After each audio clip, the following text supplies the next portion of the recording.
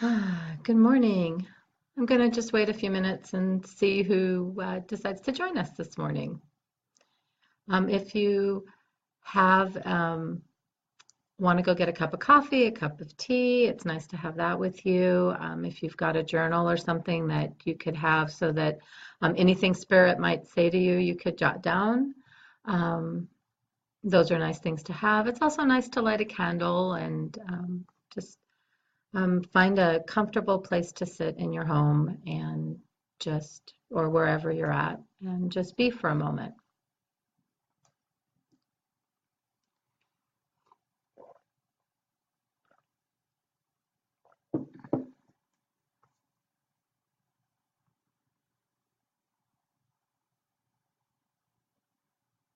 Hmm.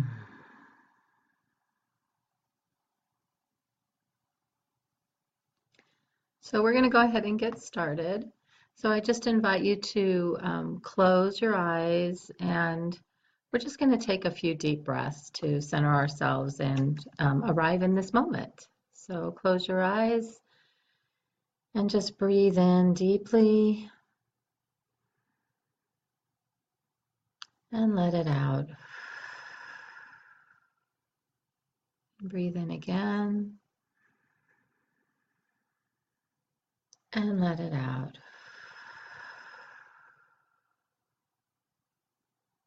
And one more time, and let's see how full you can fill your lungs.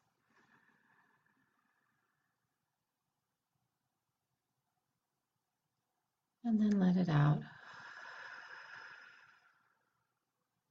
You know, on Sunday, one of the things that David shared is that we breathe somewhere between 23,000 and 26,000 times a day, which seems like an awful lot. And often we do that unconsciously. I don't know about you, but I certainly don't think about every breath that I take. And so this is our opportunity to just stop in the midst of a day, whether it's the beginning, the middle, or the end of your day, and just take a moment to center on your breath, to slow it down, because it's in those places that we can hit that sweet spot and allow Spirit to speak to us. And when we get really busy with our lives, it's really hard for Spirit to be able, for us to hear Spirit. Spirit is always there. God is always there, ready to share wisdom with us, and give us insights to make our lives abundant and fun and easier. And often we're so busy or so caught up in the day that we forget to be in the moment.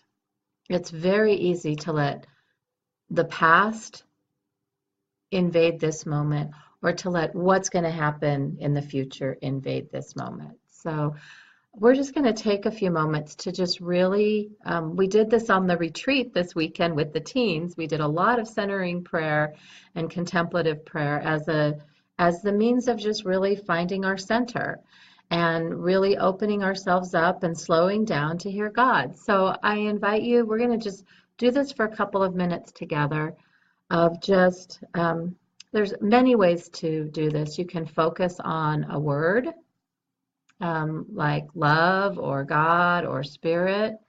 And sometimes I find like breathing in God's love, breathing out love to the world, that's a way for me to focus on my breath and calm my mind. I invite you, as much as you're able, to allow your mind to relax, allow the thoughts to just kind of float by.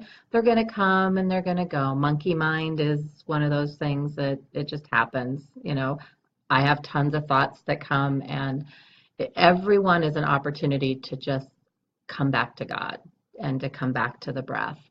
And one of the visualizations they did this weekend was just imagining like you're on the bank of a river and there's these boats going by, and you can admire the boats going by, but you don't have to jump on them. So I invite you to do that as we're breathing together. And also the other thing that may come up is you'll notice that your feelings might come up, and just let those be as well. Often when we slow down, um, any hurt, any sadness, anything that might, it can even be joy, but anything that, might have been stirring in us that we have been so busy and we've blocked, um, doesn't have, isn't allowed to really come up, and it does when we slow down. So get comfortable as much as possible. Sit with your back straight. Um, but be as relaxed as you can. Take a few moments and maybe stretch your neck. Um, put your shoulders up and down so you can feel the difference between tense and relaxed. And then just close your eyes.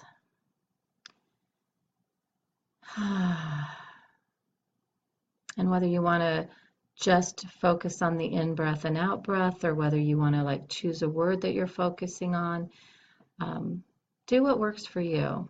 So I invite you to just breathe in and breathe out.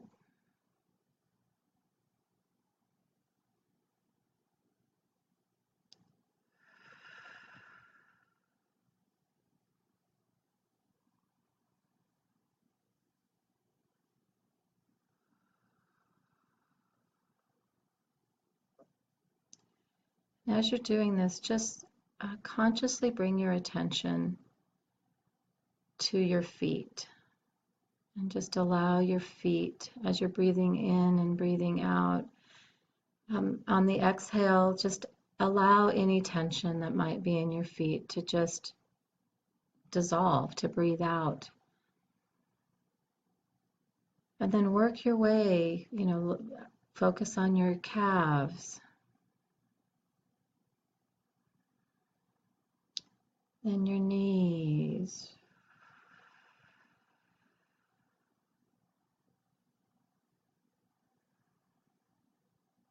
maybe your thighs, and just notice if there's anywhere you're carrying any tension whatsoever, and just allow that, just let it go for this moment.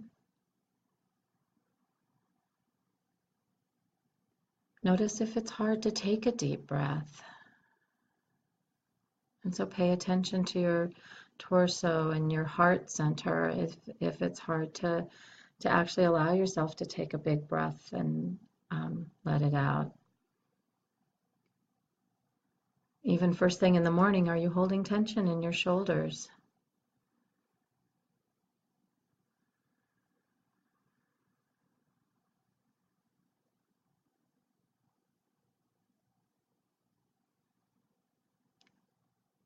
Focus on your arms and your hands, your neck, even your face.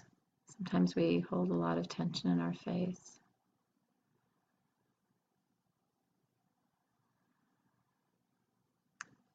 And as you're doing this and bringing awareness to your body, to the breath, just take a moment and bless your whole body.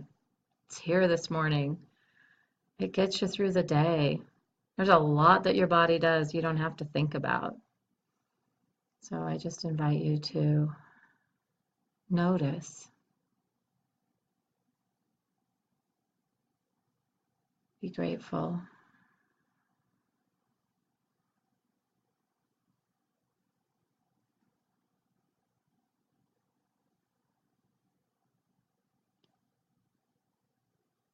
I'm going to read one of the things that we're working on in the Gifts of the Dark Wood this week was uncertainty. And as I've been reading through it, one of the things that caught my eye was what Paul is saying is that a mature faith is one that embraces life as a mystery to be lived, not a problem to be solved, that accepts uncertainty as a gift, not a curse. I'm going to read that part again. Embraces life as a mystery to be lived, not a problem to be solved, that accepts uncertainty as a gift, not a curse. What would your life be like to embrace the mystery, to realize that life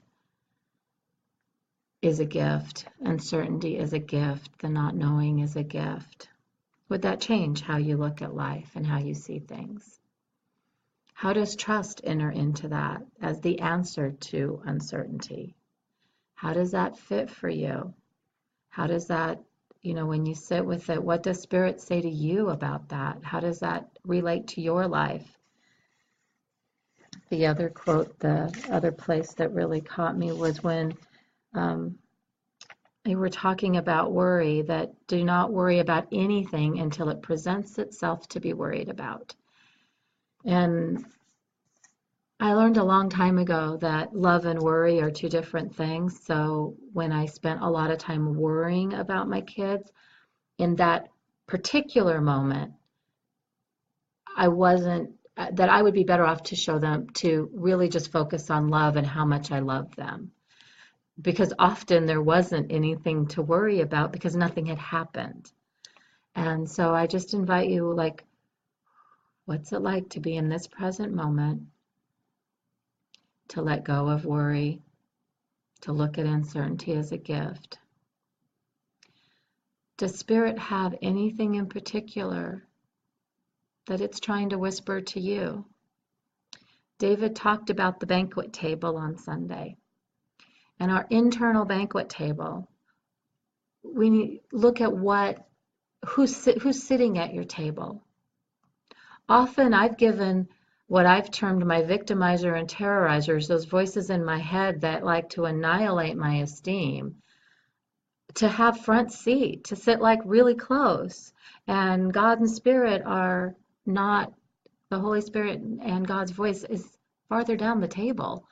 And taking the time to go, okay, I'm going to invite God, Jesus, the Holy Spirit to come up to the front of the table, to sit next to me, to whisper in my ear so that I can really be present to that still small voice. And one of the things that happens as you continue to do that, you may find that, it may not show up exactly as you're anticipating that it will, but the voice will speak. And I have had it speak in, a knot in my stomach, or this whisper that I'm like, really? I'm supposed to turn left here? I've had some amazing adventures by doing that, and had some great gifts that have come into my life as a result of that. So I invite you to rearrange the places at the table. Invite Spirit to whisper to you today. Notice what gifts are out there. How does your life change when you don't worry about what hasn't happened yet and you trust? Because the one thing that is certain is there will be uncertainty in life. That just is. And when we do that, when we invite Spirit to come up to the table, to come closer to us, then that's when we get to live life wholeheartedly. So as we come back to our breath, I want to leave you today with one of my favorite quotes. It hung on my daughter's bedroom door all through high school. And I hope it will be an inspiration to you to live life wholeheartedly and to remember who you really are as a child of God. Many of you may have already heard it. It's a quote by Marianne Williamson from her book, A Return to Love. So just close your eyes and take this in as you move through your day today. Our deepest fear is not that we are inadequate. Our deepest fear is that we are powerful beyond measure. It is our light, not our darkness, that most frightens us. We ask ourselves, who am I to be brilliant, gorgeous, talented, fabulous? Actually, who are you not to be? You are a child of God. Your playing small does not serve the world. There is nothing enlightened about shrinking so that other people won't feel insecure around you. We are all meant to shine as children do. We were born to make manifest the glory of God that is within us. And it's not just in some of us, it's in everyone. And as we let our own light shine, we unconsciously give other people permission to do the same. As we are liberated from our own fear, our presence automatically liberates others. Have a very blessed day, and may Spirit speak to you in new and wondrous ways. Thank you for joining me this morning.